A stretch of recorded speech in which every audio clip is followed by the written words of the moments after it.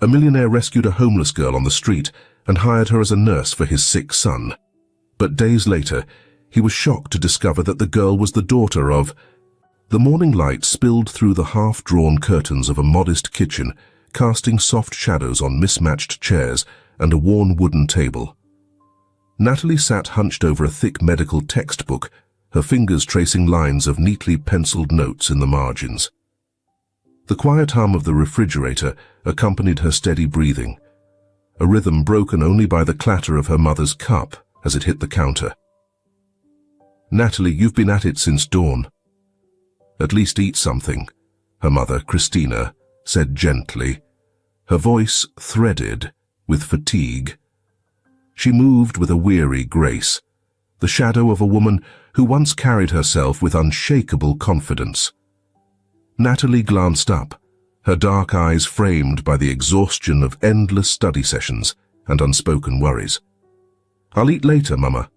Just a few more pages," she replied, her tone firm but warm.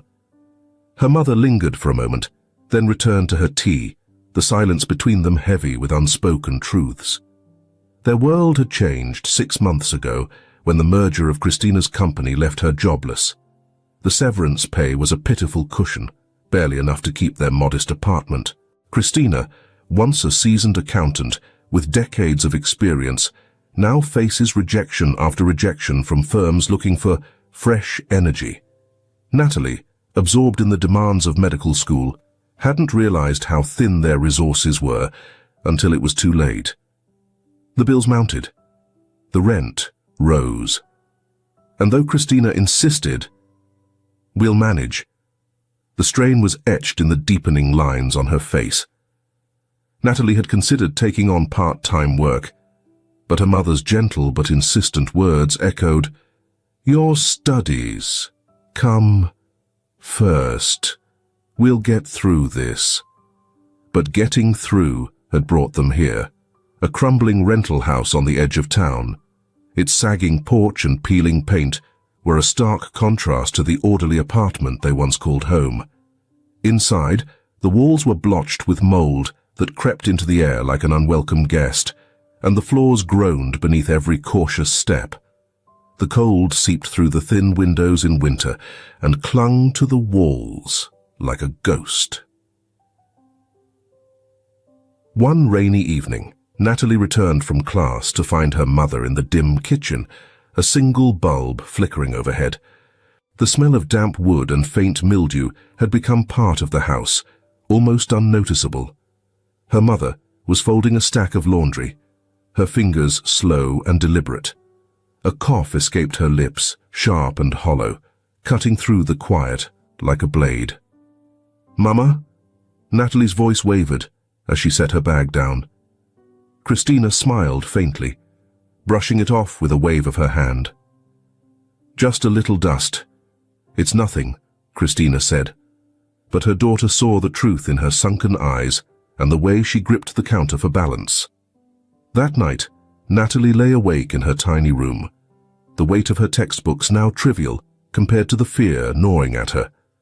She thought of her mother's sacrifice, of the countless hours she had spent scrimping and saving for Natalie's education. She had wanted to make her proud, to create a future that would lift them both out of the quiet desperation that had become their lives. But now she felt as though she were drowning in a sea of obligations, unable to save the very person who had given her everything. The fire came without warning. It began with the acrid scent of smoke curling into her dreams. She woke to find her room bathed in a sinister orange glow, shadows dancing wildly on the walls. Her heart pounded as she stumbled out of bed, the heat pressing against her like an unseen force.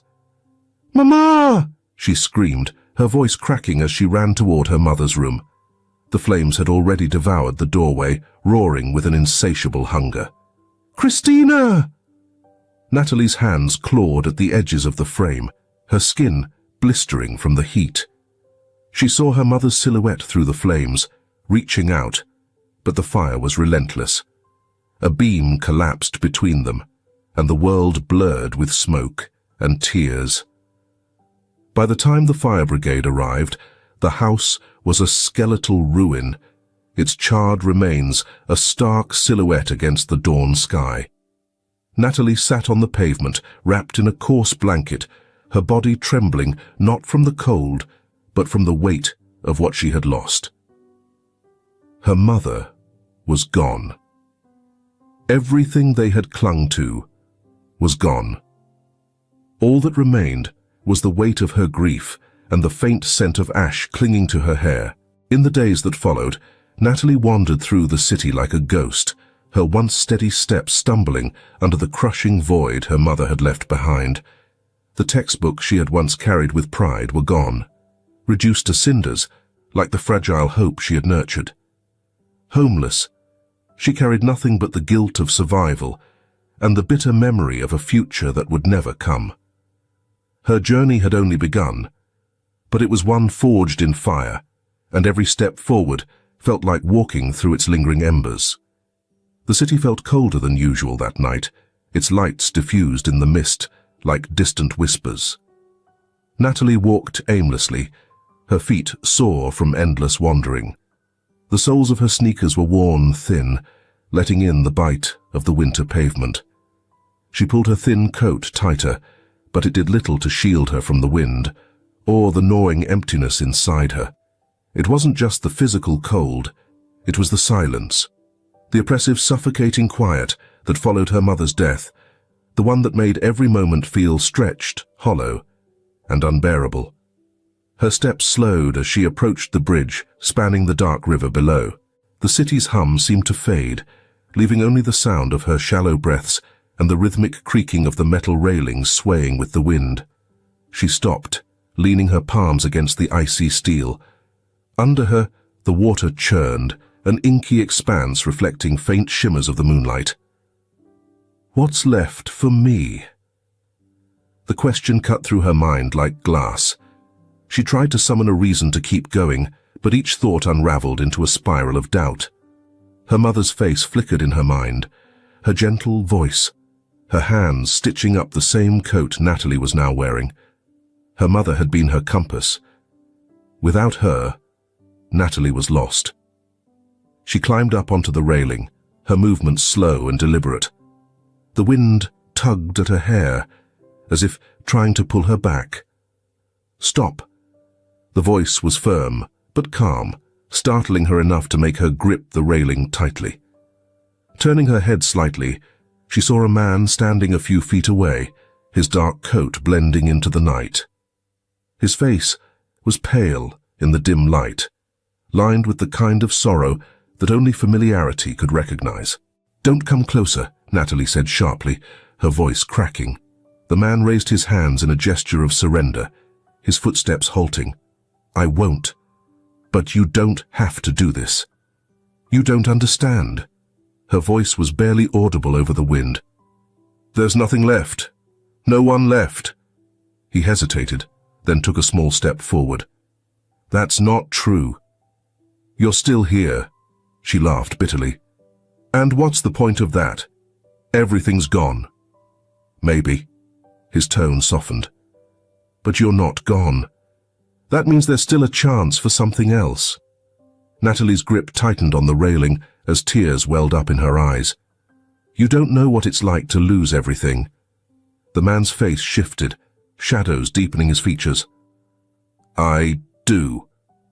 His voice dropped, laced with a rawness that startled her.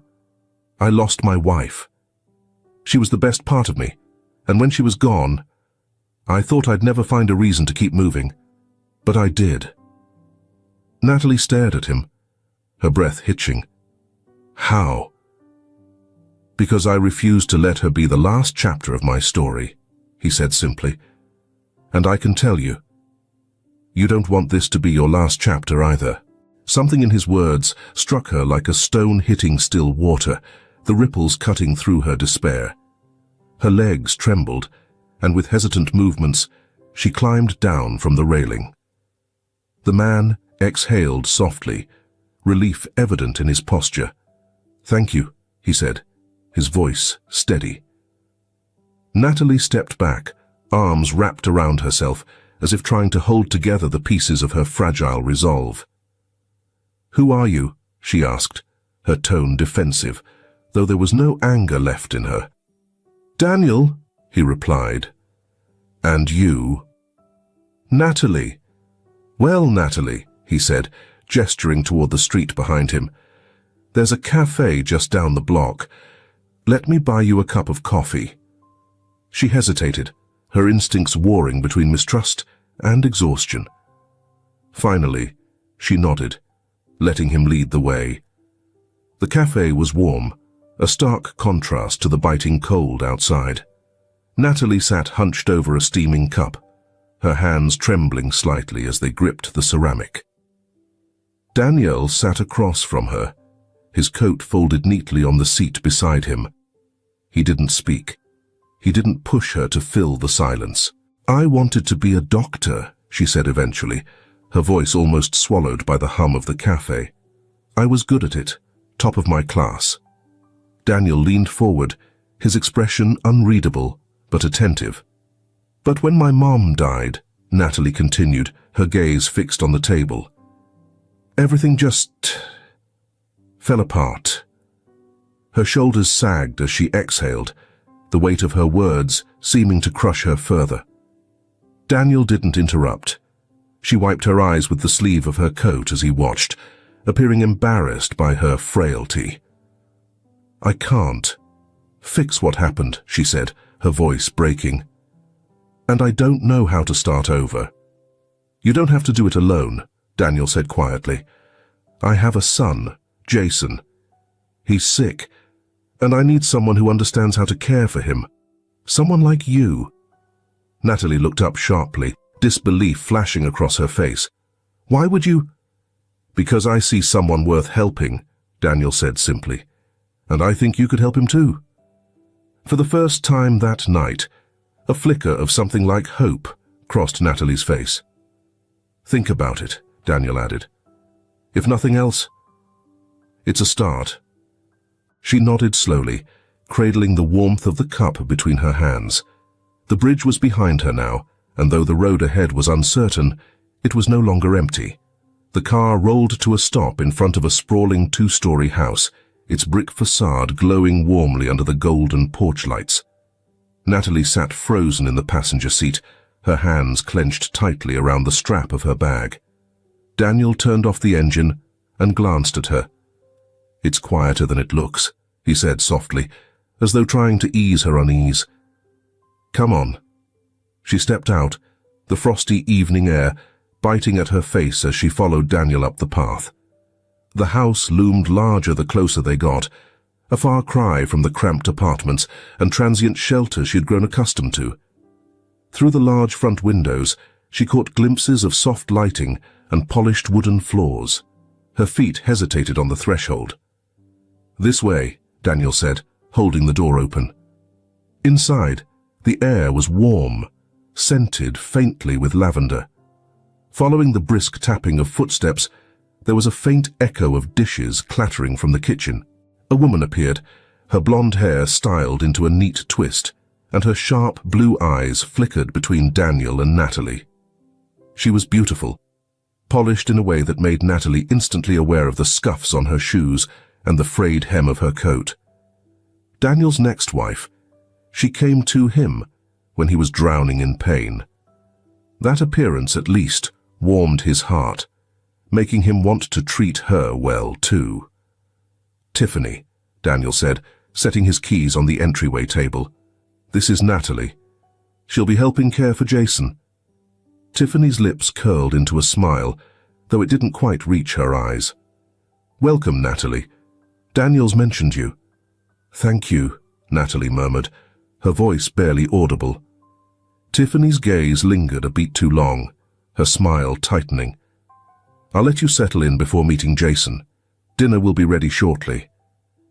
With that, she turned and walked away, her heels clicking against the hardwood floor. Daniel led Natalie upstairs to a small but comfortable guest room. The bed was neatly made, and a stack of fresh towels was placed on the dresser. She stood awkwardly in the doorway, clutching her bag. "This is you," Daniel said, gesturing to the room. "Take your time.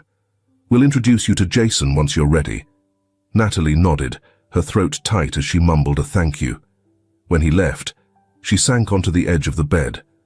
The soft mattress beneath her felt almost foreign, like something she didn't deserve. Her eyes wandered to the window overlooking the backyard. Beyond the manicured garden, a lonely swing hung from an old oak tree, swaying gently in the breeze.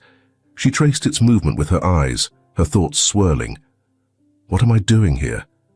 The weight of her grief and the strange newness of this place felt overwhelming.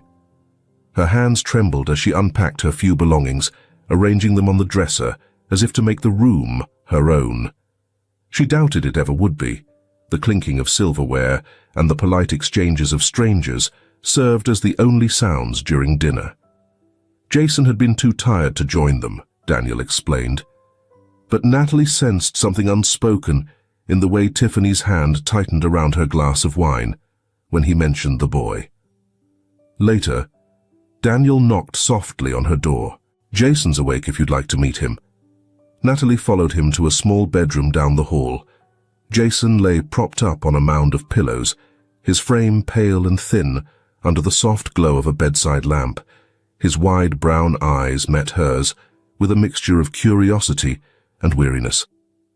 "Jason, this is Natalie," Daniel said gently. "Hi, Jason," Natalie said, her voice quiet but warm. The boy nodded, his small hand clutching a stuffed rabbit. "You're going to take care of me?" She hesitated, glancing at Daniel before kneeling by the bed. "If you'll let me." Jason studied her for a moment, then nodded again, this time with a faint smile. "Okay."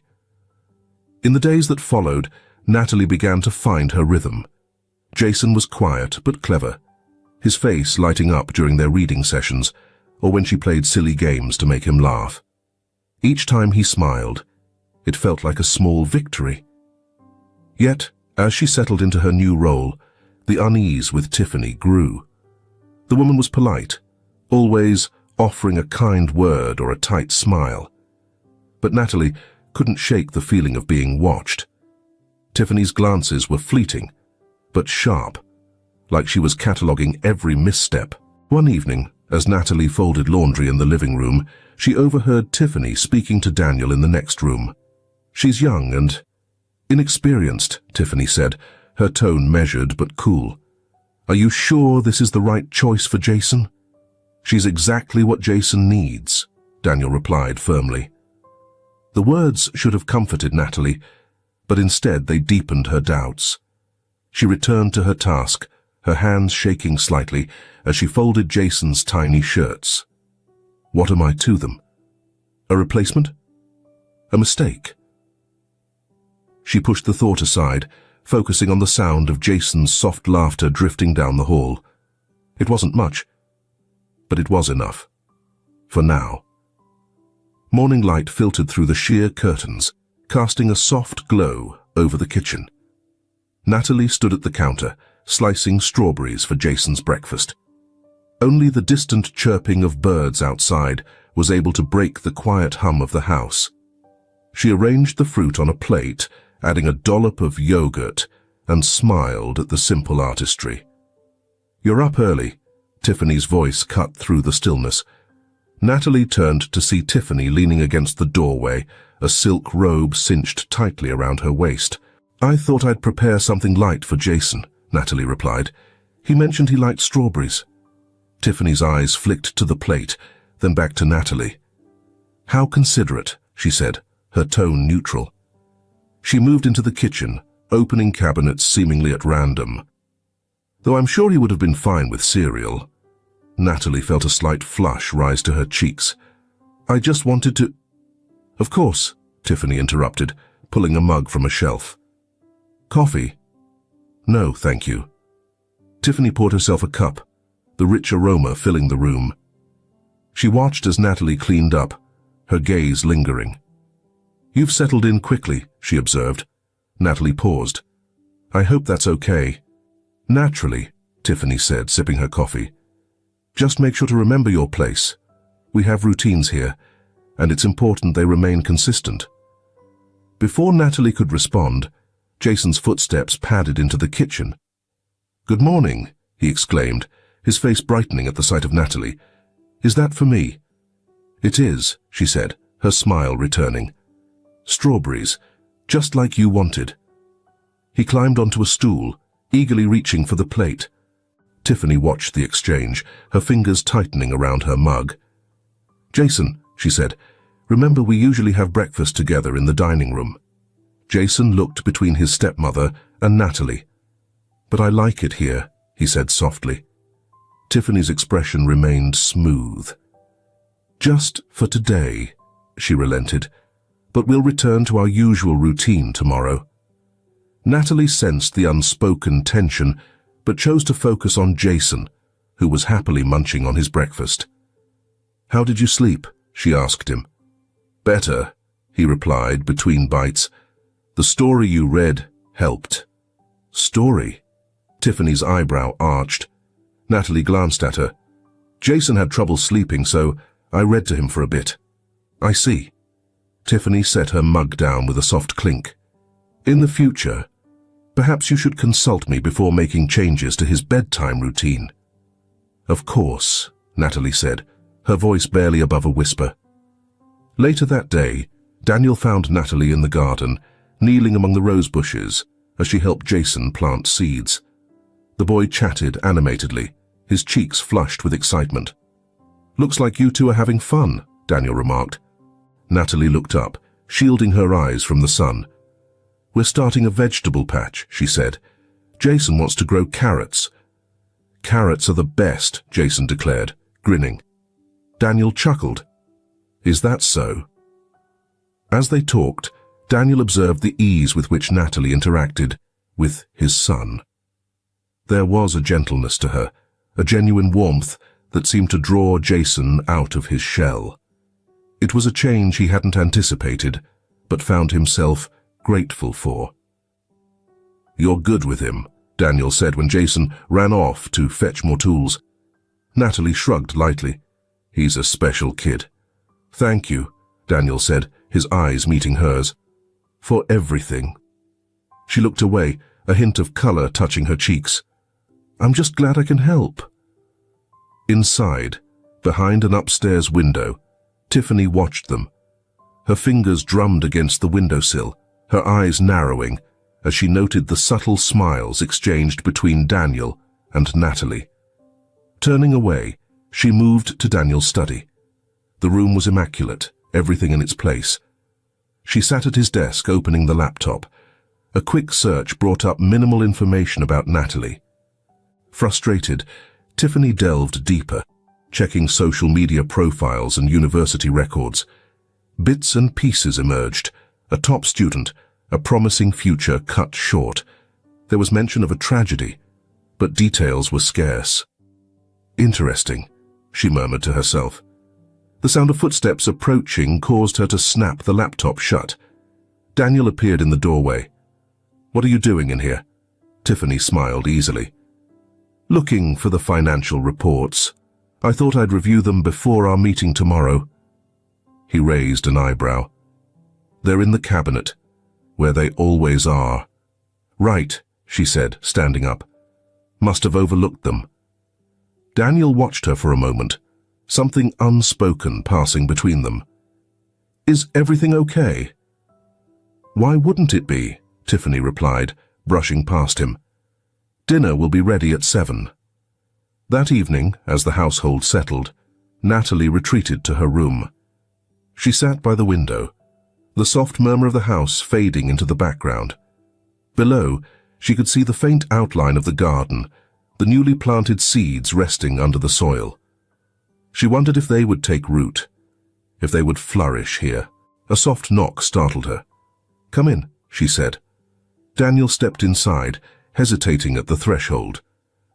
"I wanted to check on you." It seemed like Tiffany was a bit tense today. Natalie forced a small smile. "I think she's just protective." "Perhaps," he acknowledged.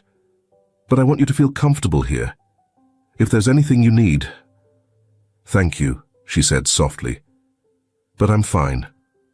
He nodded, lingering for a moment before turning to leave. "Good night, Natalie." "Good night." As the door closed, she let out a breath she hadn't realized she'd been holding. Doubt gnawed at her. Was she overstepping? Did she belong here? Downstairs, Tiffany sat alone in the dimly lit living room, a glass of wine in hand. She scrolled through her phone, eyes fixed on an old photograph of Daniel with his late wife. They looked so happy, so complete. A pang of insecurity tightened her chest. She switched to another tab, reviewing the sparse information she'd found on Natalie. There was more to uncover. There had to be. Determination settled in her eyes. "No one just appears out of nowhere," she whispered to herself. "And I intend to find out exactly who she is." The house was eerily quiet when Tiffany found what she had been searching for. It had taken hours of careful digging through Daniel's files, old emails and confidential documents, but the pieces of the puzzle had finally come together. She stared at the glowing screen, her fingers tightening on the desk's edge as her breath hitched. Daniel's company merger, the one he often referenced as a turning point in his career, had cost hundreds of employees their jobs. Among them was Christina, Natalie's mother. The cold, stark details were all there. The layoffs, the minimal severance packages, and the mounting struggles of those affected. Tiffany sat back, a triumphant but bitter smile curling her lips. She glanced at a family photo on the desk, Daniel smiling warmly, his late wife's arm around his shoulder, and a younger Jason perched on his lap. "Let's see how this plays out," she murmured. Later that evening, Daniel walked into his study, rubbing his temples. Tiffany was seated on the couch, her posture poised but rigid. A glass of wine rested in her hand, untouched. "You're working late," Daniel said, moving toward his desk. "Not exactly," Tiffany replied, her tone light but laced with something sharp. "I came across something interesting while reviewing old records." He paused, glancing at her. "What kind of records?" "Your merger," she said casually, taking a slow sip of wine. "You never mentioned the impact it had on some of the employees." Daniel frowned. "It was a difficult decision, Tiffany. You know that." "Do I?" she countered, standing. "Do you know who one of those employees was?" Christina. Natalie's mother. The air in the room seemed to shift. Daniel froze, his face paling slightly. "What are you talking about?" Tiffany moved closer, holding her phone out to him. "See for yourself. Natalie's mother was one of the employees let go after your merger. A single mother who lost everything. Does that sound familiar?" He stared at the screen, his hand trembling slightly as he took the phone. The words blurred together, but the weight of their meaning was undeniable. His shoulders sagged as he sank into the chair behind him. "I didn't know," he said softly, his voice thick with regret. "I didn't know her story." "But you knew the consequences," Tiffany pressed, her tone colder now. "You just didn't care enough to look closer." Daniel looked up at her, his eyes filled with anguish. "Tiffany, this wasn't intentional. It doesn't matter if it was intentional," she interrupted. "The damage was done. And now, she's here, living under this roof, completely unaware that you're the reason for everything she's lost." The silence that followed was deafening. The next morning, Tiffany found Natalie in the garden, watering the newly planted seeds. The young woman looked up and smiled faintly, but Tiffany's gaze was steely, her steps purposeful. "I thought we should talk," Tiffany said, her voice cool. "Of course," Natalie replied hesitantly, setting the watering can aside. Tiffany crossed her arms. "Do you know why Daniel offered to help you?" Natalie blinked, confused. "Because of Jason. He needed someone to—" "No," Tiffany cut her off, her tone sharp. "It's guilt, Natalie. He feels responsible for what happened to your mother." Natalie's heart skipped a beat. What do you mean? His merger, Tiffany said, her words deliberate. The one that made him so wealthy. It cost your mother her job. It's why your life fell apart. Why she... She stopped just short of finishing the thought, her meaning clear. Natalie felt the ground shift beneath her. Her mind raced, fragments of her mother's struggle resurfacing like shards of glass. The unpaid bills, the move to that dreadful house, the fire. It all traced back to this man. Daniel. That can't be true, she whispered, her voice trembling. It is, Tiffany said, with calculated precision. Look it up if you don't believe me. Natalie stumbled back, shaking her head as the weight of the revelation crashed over her. He ruined everything, she choked out, tears brimming in her eyes. I thought you should know, Tiffany said, her tone softening just enough to sound sympathetic. You deserve the truth. That evening, Natalie confronted Daniel in the hallway. He turned, his expression softening when he saw her, but the fury in her eyes stopped him cold. You lied to me, she spat, her voice shaking. You destroyed my mother's life. My life. Natalie, please, Daniel began, his hands raised in a placating gesture. I didn't know. You didn't bother to know, she shouted, her voice echoing through the house. All those nights she cried herself to sleep, all those sacrifices she made. And you were the one who caused it all. Daniel's face crumpled, his own guilt evident in the way his shoulders sagged. I'm sorry. I never meant... I can't stay here, Natalie said, her voice breaking. I can't look at you. She turned and fled up the stairs, ignoring Daniel's calls after her. Inside her room, she hastily packed her few belongings, tears streaming down her face. By the time Daniel reached the front door, she was already gone, her figure disappearing into the night.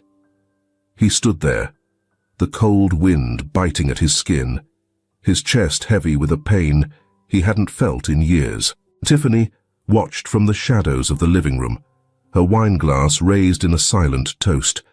For the first time in weeks, she allowed herself a genuine smile. Natalie was gone. The city swallowed Natalie whole. The streets blurred as she trudged through the damp evening, the weight of her bag digging into her shoulder.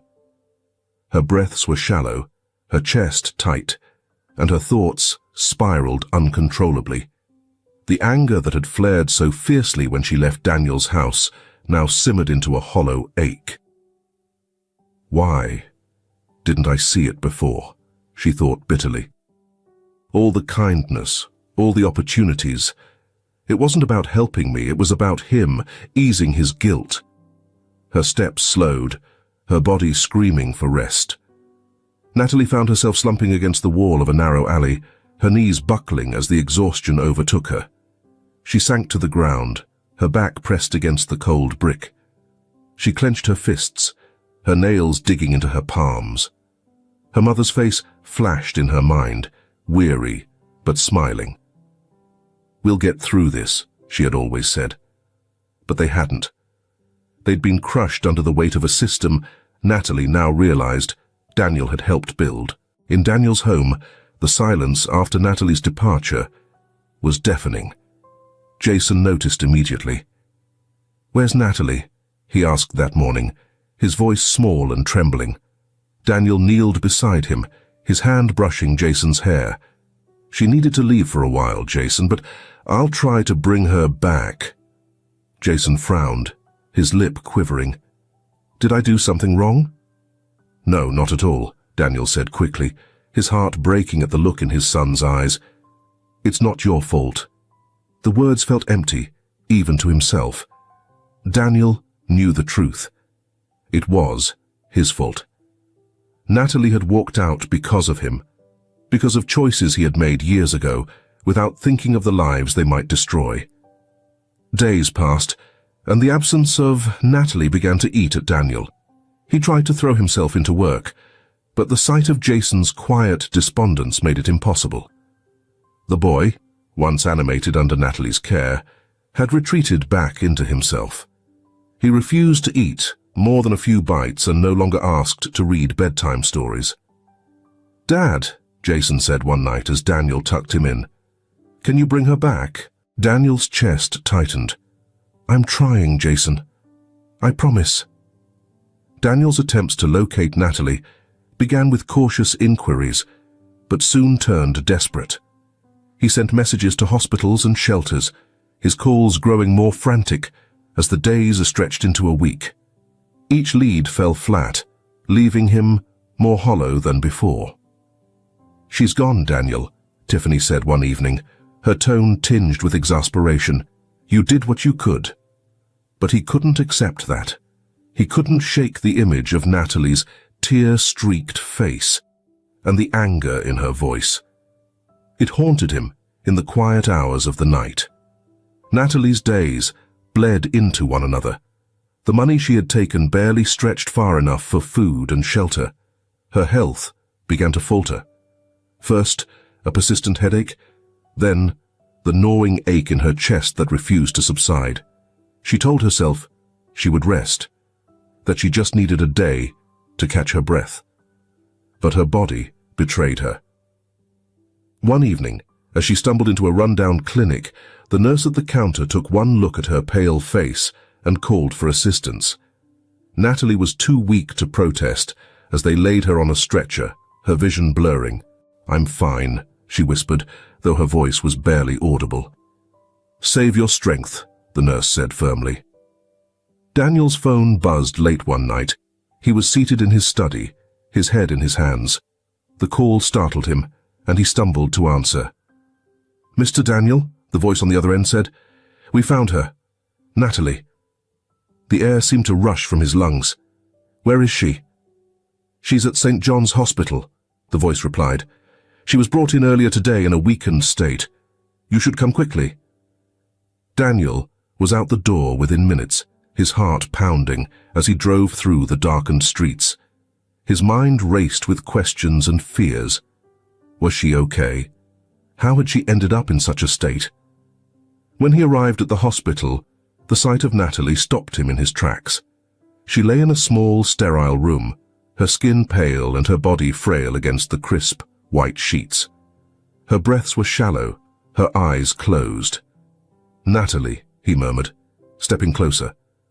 Her eyebrows fluttered, and when she finally looked at him, her gaze was filled with exhaustion and something else. Resentment. "What are you doing here?" she rasped, her voice barely audible. "I came to find you," Daniel said, his voice breaking. "I couldn't just let you go." Her laugh was bitter, though it quickly dissolved into a cough. "Why? So you can fix your guilt?" "No," he said quickly. "Because I care about you. About Jason. Please, Natalie, let me help." She turned her head away, her energy spent. Daniel stood there, guilt and determination warring in his chest. He knew he couldn't undo the past, but he wasn't willing to lose her now. "I'll stay," he said quietly, settling into the chair beside her bed. "For as long as you need." Natalie didn't respond, her breathing steady as she drifted into sleep. Daniel watched her, his resolve hardening. This time, he wouldn't fail her. Daniel sat beside Natalie's hospital bed, his head bowed, elbows on his knees. The sterile room was filled with a steady hum of machinery, with the soft sound of her breathing interspersed. The pallor of her skin and the dark circles under her eyes cut him deeper than he expected. He had failed her, and the weight of that failure sat heavily on his chest. His mind wandered to Tiffany. He hadn't called her yet, too wrapped up in the moment to face her questions or disapproval. A pang of guilt crept in. Tiffany had been there for him when he needed stability after his wife's death. But now, her voice and her presence felt distant, a world apart from the fragile woman lying before him. We would love to know where on earth our audience is listening to this story. Tell us the name of the city you live in the comments. It would be great if we are close to each other. Now, let's continue the story. Natalie stirred, her lashes fluttering. Daniel leaned forward instinctively, her eyes opened slowly, still glassy and unfocused. Daniel? Her voice was hoarse, barely a whisper. Take your time, he said gently. She shifted slightly, wincing as the movement jarred her ribs. Her gaze met his, and for a moment, the resentment from before seemed to soften. Why are you here? She asked, her tone quieter this time, less sharp. Daniel admitted, his voice thick with emotion. Because of what I did. About Jason. He misses you so much. A shadow of a smile flickered on Natalie's lips at the mention of Jason. How is he? He's not the same without you, Daniel said honestly. She looked away, staring at the ceiling. I don't know if I can forgive you, knowing what your decisions did to my mother. I don't expect forgiveness, Daniel said, his hands clenching tightly. I just want to make things right, even if it's too late. The next morning, Daniel brought Jason to the hospital. The boy's eyes lit up the moment he saw Natalie. He ran to her bedside, careful but eager, his stuffed rabbit clutched tightly in his hands. Natalie, he exclaimed, his voice trembling with joy. Hey, buddy, she said weakly, her hand reaching out to ruffle his hair. Jason climbed onto the chair beside her, beaming. I've been planting the garden like you said. The carrots are growing. Well, I think they are. Dad says they need more time. She chuckled softly, the sound rasping in her chest. You're doing a great job, Jason. I can't wait to see it. Daniel stood back, watching the exchange with a mixture of relief and sorrow. Seeing Natalie smile again, even faintly, made him hopeful, but the shadow of guilt still loomed. Back at the house, Tiffany paced the living room. The late-night call about Natalie's condition had left her simmering with frustration. Daniel's absence was telling, and his lack of communication only fueled her anger. When he finally returned home with Jason that evening, she was waiting. You've been gone all day, she said, her voice sharp. Is she really worth all this? Daniel's jaw tightened as he shrugged off his coat. She's not just someone, Tiffany. She's part of this family now. Tiffany scoffed, her arms crossing. Family? Daniel. She's a stranger. A girl with a sob story who's done nothing but disrupt this house. Daniel turned to face her, his eyes dark. She saved Jason in more ways than one. Don't forget that. And what about me? Tiffany's voice cracked, her frustration spilling over.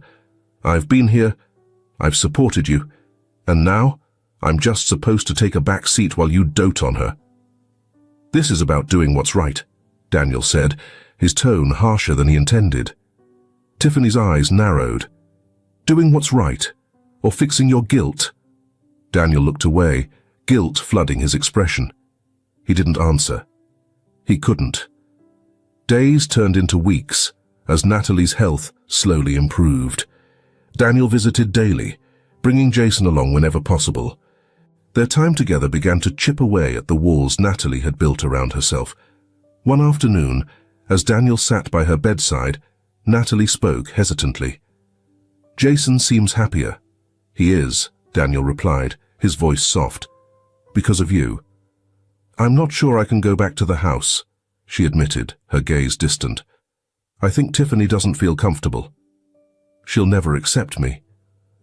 Daniel's chest tightened. He had avoided addressing the growing chasm between Tiffany and himself, but Natalie's words forced him to confront it. Tiffany and we're complicated, he said finally. But this isn't about her. It's about you and Jason.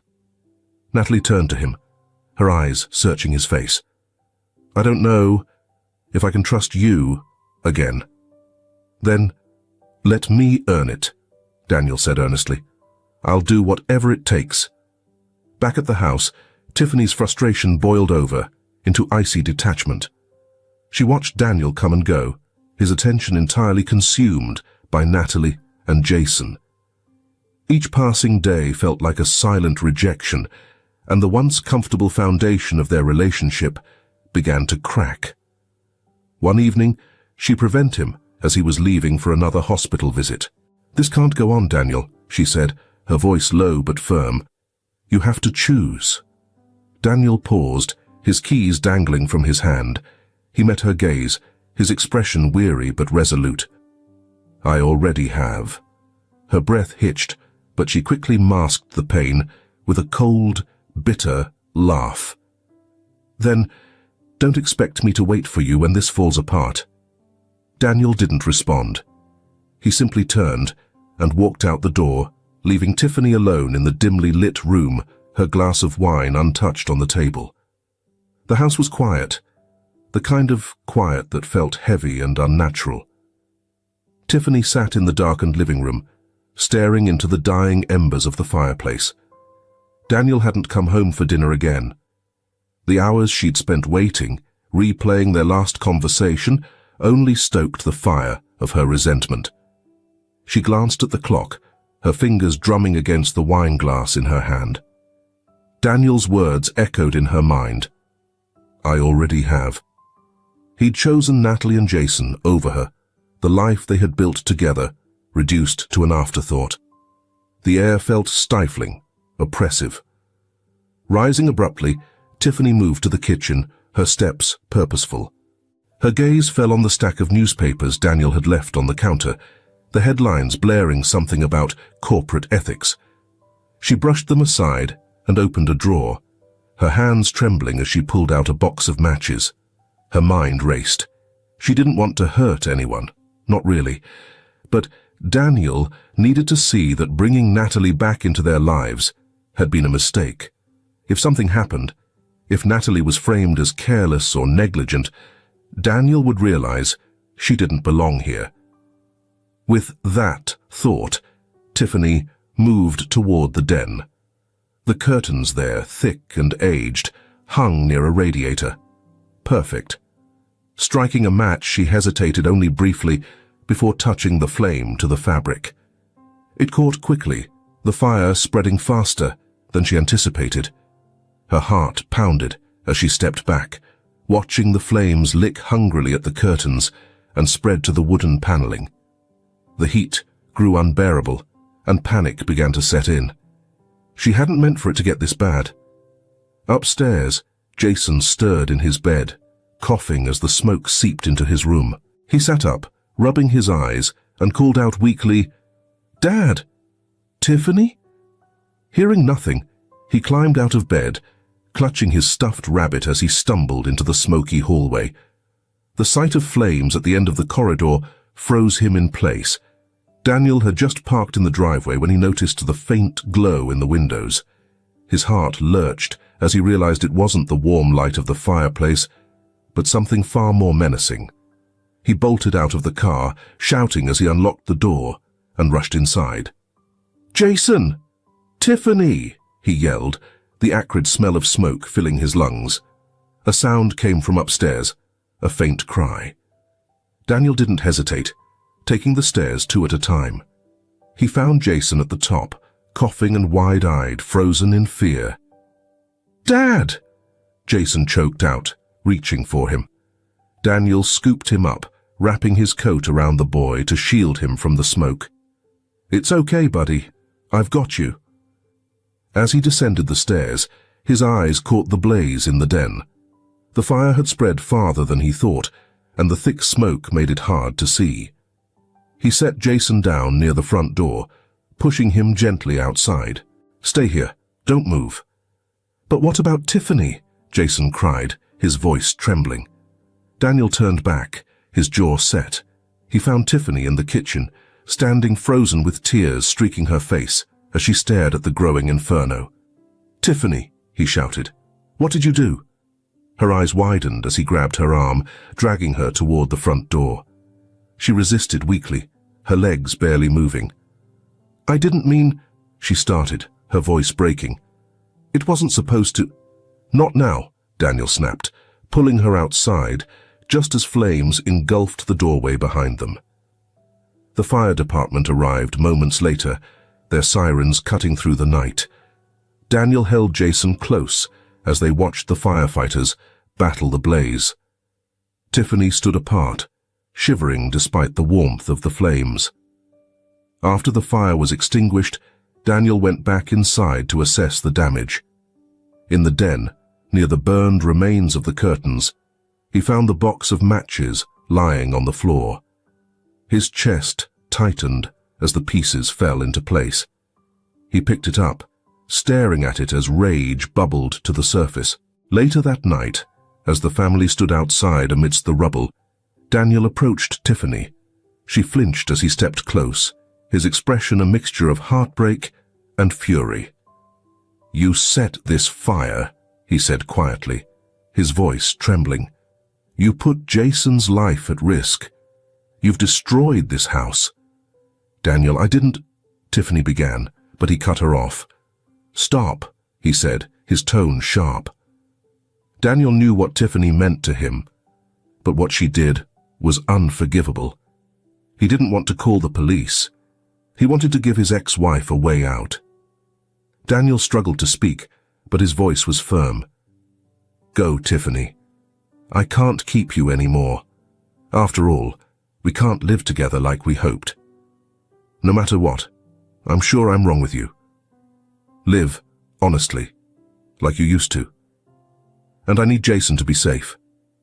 Her face crumpled, and for a moment Daniel thought she might beg, but instead she straightened, the bitterness returning to her gaze.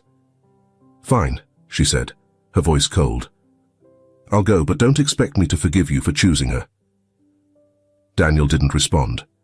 He simply turned away, gathering Jason in his arms as Tiffany walked down the driveway and into the night. Back inside, Daniel sat on the edge of the couch, Jason curled up against him, fast asleep. The house was quiet again, but it no longer felt oppressive. It felt empty, yes. But for the first time, Daniel realized that emptiness could be a place to start anew. The first days after the fire were somber and quiet. Daniel moved with purpose, focused on restoring some semblance of stability for Jason, who clung to him more tightly than ever. The remains of the house were cordoned off, the air around it heavy with the acrid smell of smoke. Daniel arranged for a temporary apartment in the city, a smaller, simpler place, but one that felt like a fresh start. Natalie was hesitant when Daniel asked her to join them. She stood in the doorway of her hospital room, her arms crossed protectively over her chest. "Are you sure that's a good idea?" she asked, her voice cautious. "Jason needs you," Daniel replied. His expression was earnest, his eyes shadowed from sleepless nights. "And honestly, I think I need you too." Natalie studied his face for a moment, searching for any trace of pity or ulterior motive. She found none. Slowly, she nodded. "Okay, but just for Jason." The apartment was smaller but warm, with sunlight streaming through its large windows in the mornings. Daniel made sure Natalie had her own room, a small but comfortable space, decorated simply with fresh flowers on the nightstand. Jason was thrilled to see her again, running to her the moment she arrived, his arms outstretched. "Natalie!" he cried, his face lighting up. "Hey, Jason," she said with a smile, kneeling to embrace him. His arms wrapped tightly around her neck, and for the first time in days, she felt a sense of belonging. The days settled into a gentle rhythm. Natalie helped Jason with his schoolwork and spent afternoons with him at the park, watching as he laughed and played with a freedom she hadn't seen before. Daniel often joined them, sitting quietly on the bench, a faint smile on his face as he observed the bond between his son and Natalie. At dinner, the three of them sat around the small kitchen table. Daniel cooked most nights. His attempts at simple dishes often met with Jason's enthusiastic approval and Natalie's gentle teasing. "Are these supposed to be pancakes or paperweights?" she joked one evening, poking at the slightly overcooked stack in front of her. Daniel chuckled, his cheeks reddening. "I'm a work in progress." Jason giggled, his laughter filling the space like a balm. Natalie's own laughter followed, soft but genuine. Despite the light moments, Daniel found himself struggling with conflicting emotions. At night, after Jason was asleep, he often sat alone in the living room, his mind a whirl of guilt and uncertainty. He couldn't deny the growing warmth he felt toward Natalie, the way her kindness and resilience seemed to draw him in.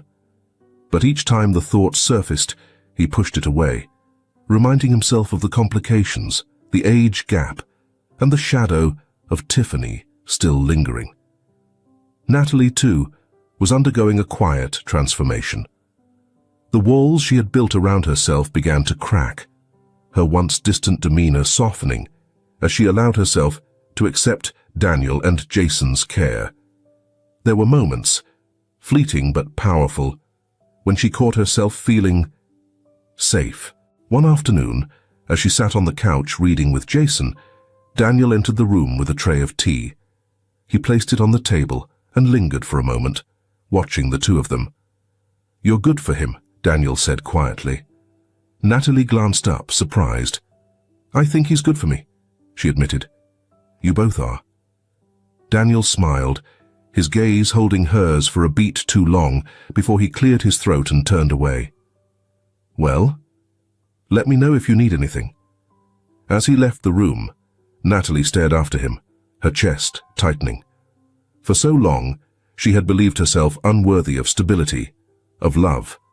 But here, in this small apartment, filled with warmth and laughter, she felt something she hadn't in years. Hope.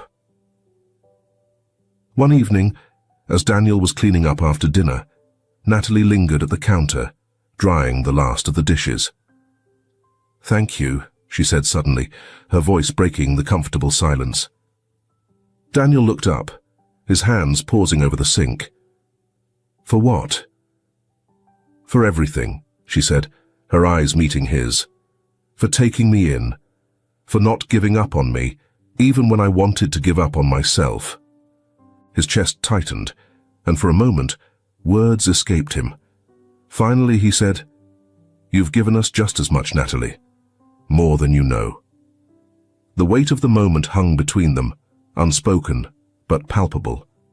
Natalie looked away first, her cheeks warming. "Good night," she said softly, retreating to her room.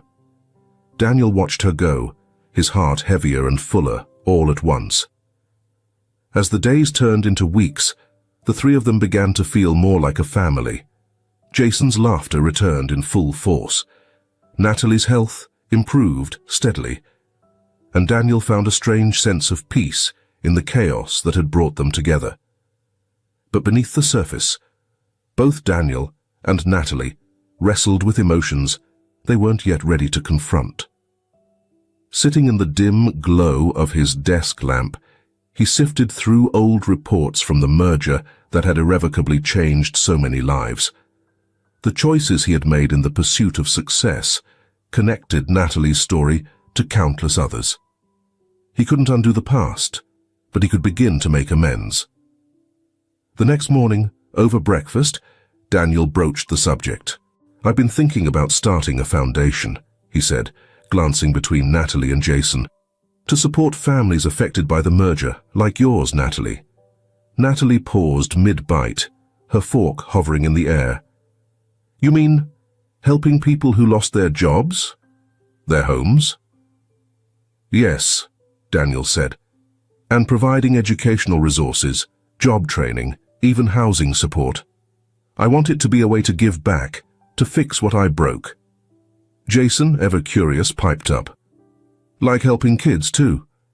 Daniel smiled at his son. "Exactly. Families and kids who need a fresh start." Natalie set her fork down, her expression thoughtful. "It's a good idea," she said softly. "But it'll take more than money. People need to feel heard, understood." Daniel nodded, his gaze steady. "That's why I want you to be a part of it. Her eyes widened in surprise. "Me? You understand better than anyone what these families have been through," he said. "You could help shape how we support them." The vulnerability in his voice made Natalie hesitate, but Jason's enthusiastic grin swayed her. "You'd be great, Natalie," he said. "You're good at helping people." She couldn't help but smile. "Okay, I'll help." The next few weeks were a whirlwind of activity. Daniel threw himself into the foundation's planning, meeting with lawyers, former employees, and community leaders to shape the mission. Natalie, though initially unsure of her role, quickly became indispensable. Her insights into the struggles of displaced families brought a depth and humanity to the project that Daniel hadn't anticipated. One afternoon, Daniel and Natalie visited a former employee named Samantha, who now ran a small childcare service out of her home. Samantha's husband had died shortly after the merger, leaving her to support their 3 children alone. As she recounted her story, Natalie listened intently, her hands folded tightly in her lap. "It wasn't just the money," Samantha said, her voice breaking. "It was the feeling that no one cared, that we were disposable." Natalie reached out, her touch light but reassuring. "You weren't disposable," she said firmly, "and we're here to make sure no one else feels that way again." Samantha's eyes filled with tears, and Daniel watched Natalie with a growing sense of admiration. She had a quiet strength that drew people in, a resilience that inspired hope. As the foundation took shape, Daniel found himself spending more time with Natalie. They worked late into the evenings, brainstorming ideas and drafting plans.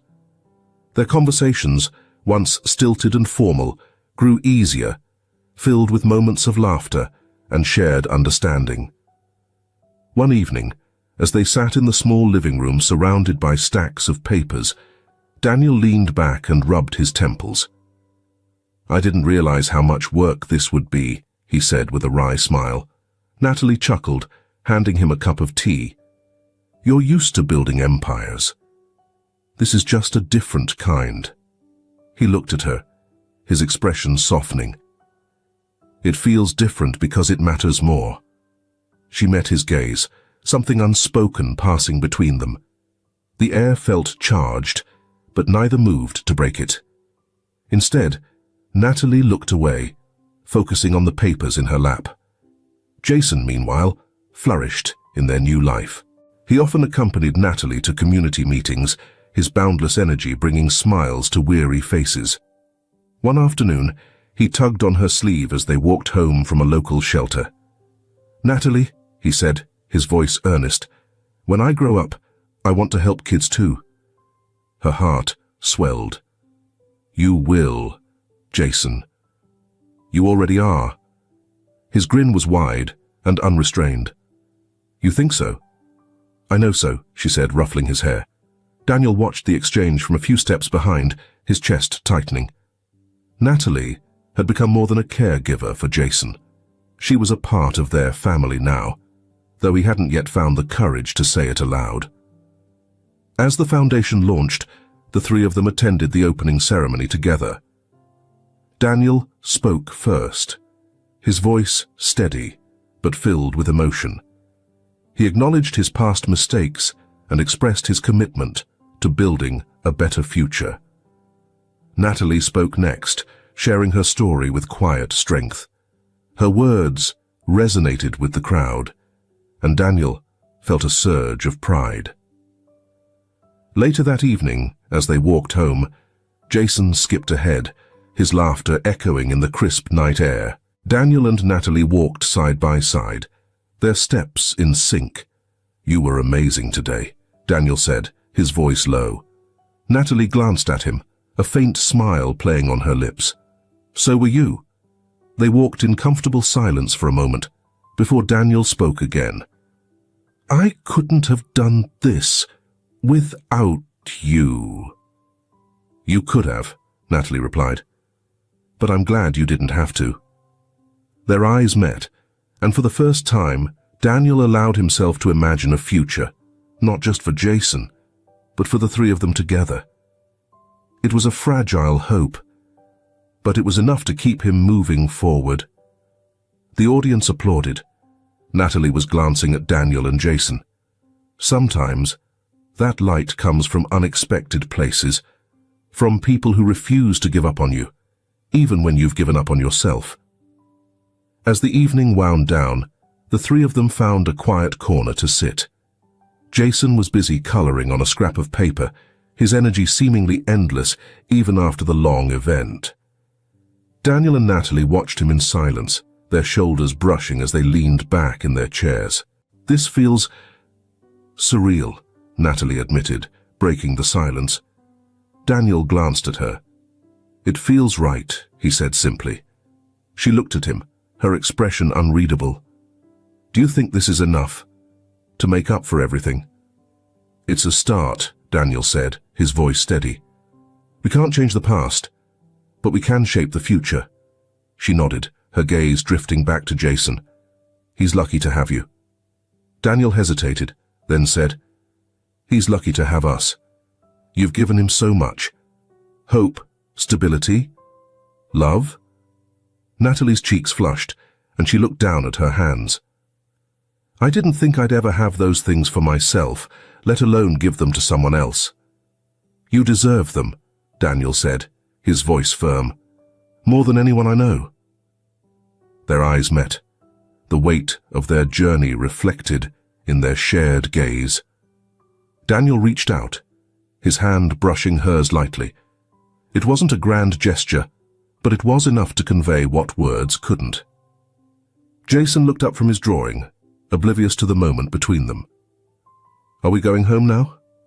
Daniel smiled, his hand resting on Jason's head. "Yeah, buddy. Let's go home." As they walked out into the cool night air, the stars above seemed brighter than usual. For the first time in years, Daniel felt a sense of peace, not the fleeting kind that came from distractions, but the kind that came from knowing he was exactly where he was meant to be. Natalie felt it too, her heart lighter as she glanced at the man beside her and the boy ahead of them. They had found their way through pain, through loss, and through doubt. Together, they had built something new, something whole. And for the first time, the future didn't seem so daunting. It seemed hopeful. If this film touches your heart, leave your mark with a like, and don't forget to subscribe to our channel to explore more meaningful stories with us. Share your feelings with us and tell us your own stories. Every word you share is a building block that helps create our strong and enduring community. Together, we'll create a warm space where everyone can share and connect. Finally, don't miss the incredible stories coming your way soon. We're always here to bring you the best selections, full of deep values yet entertaining. See you there.